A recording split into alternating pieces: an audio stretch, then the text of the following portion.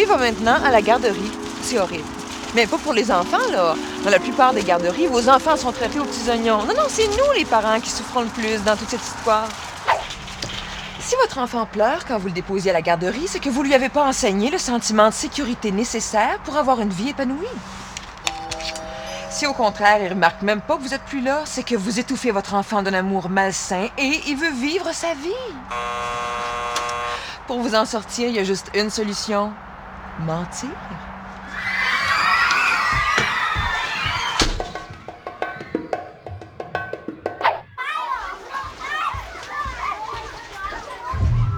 On va se pratiquer. Vous allez voir, ça va être facile.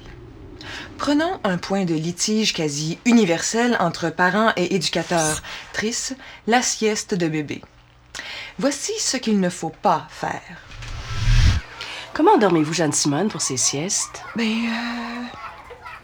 Je la berce en lui donnant un biberon puis en lui chantant des berces. Non! Vous allez arrêter ça immédiatement. Jeanne-Simone n'est pas capable de s'endormir toute seule. Elle dérange les autres membres de la communauté des petits amis. Il va falloir qu'elle apprenne à gérer ses dodos d'une autre manière, compris?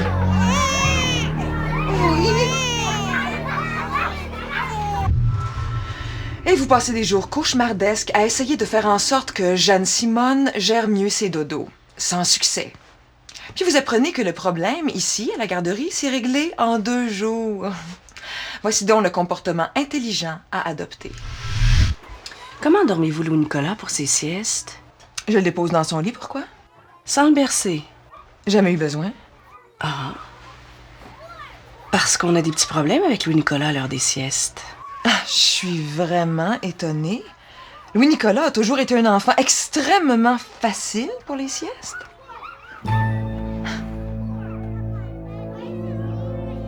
À l'heure des siestes, est-ce que l'ambiance de la garderie favorise le repos?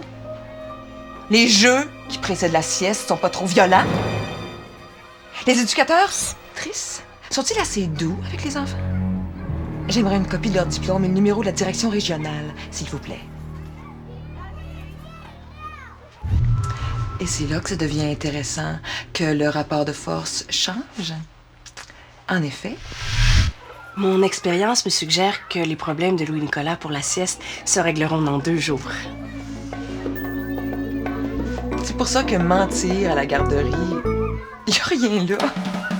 Allez pas mettre votre santé mentale en jeu dans un tel contexte. Conclusion, parents de toutes les garderies, unissons-nous! Et surtout, ne me remerciez pas, je ne fais que mon devoir.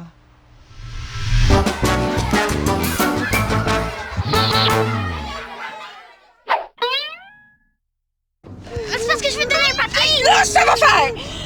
T'arrêtes pas de bouger, tu me déranges, puis c'est dangereux. Tu vas rester assise comme il faut jusqu'à la maison, sinon ça va mal aller, compris? Mais... Non, ça suffit! Tu restes assise!